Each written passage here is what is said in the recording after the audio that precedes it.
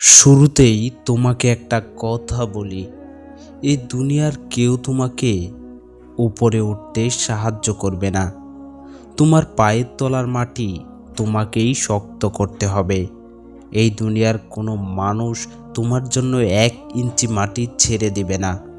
তাই নিজের জন্য নিজেকে তৈরি করো নতুনভাবে। যা চলে গেছে তা ভুলে যাও। 2025 সালটাকে তোমার সফলতার বছর বানাও। নিজেকে কখনো অসহায় ভেবো না।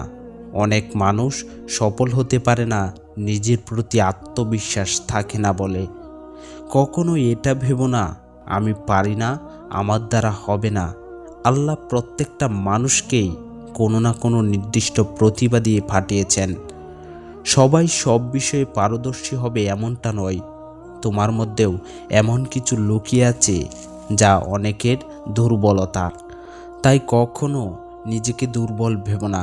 সবসময় মনে রাখবে আমি পারবো, আমার দ্বারা হবে।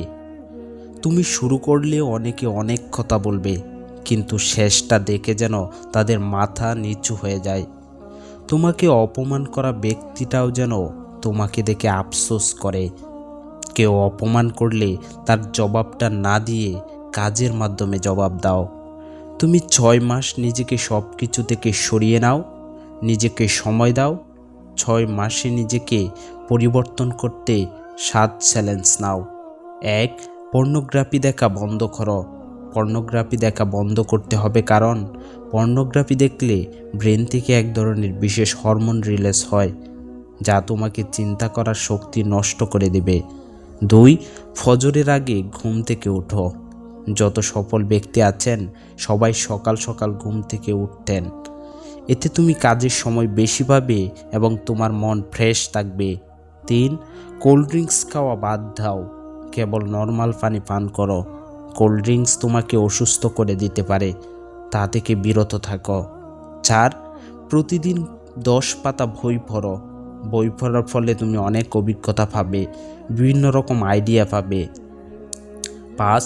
সপ্তাহে 5 দিন শরীর চর্চা করো। যে কোনো কাজে সফল হওয়ার জন্য সুস্থ থাকাটা জরুরি, আর এজন্য অবশ্যই শরীর চর্চা প্রয়োজন। 7. জীবনে প্রয়োজনীয় ঝুঁকি নাও। যে কোনো কাজে ঝুঁকি নিতে হবে, ঝুঁকি না নিলে তুমি কখনো সফল হতে পারবে না। 7. অর্থ আয়ের বিভিন্ন পথ সৃষ্টি করো। শুধুমাত্র একটি আয়ের পথ খুলে রাখলে হবে না, বিভিন্ন আয়ের উৎস তৈরি করতে হবে, যাতে একদিকে ক্ষতিগ্রস্ত হলে অন্যদিকে পুষিয়ে নিতে পারো। আমি বিশ্বাস করি তুমি যদি মাত্র 6টি মাস এই কথাগুলো মেনে চলতে পারো, 2025 সালটা হবে তোমার জন্য সেরা সময়, সফলতার সময়।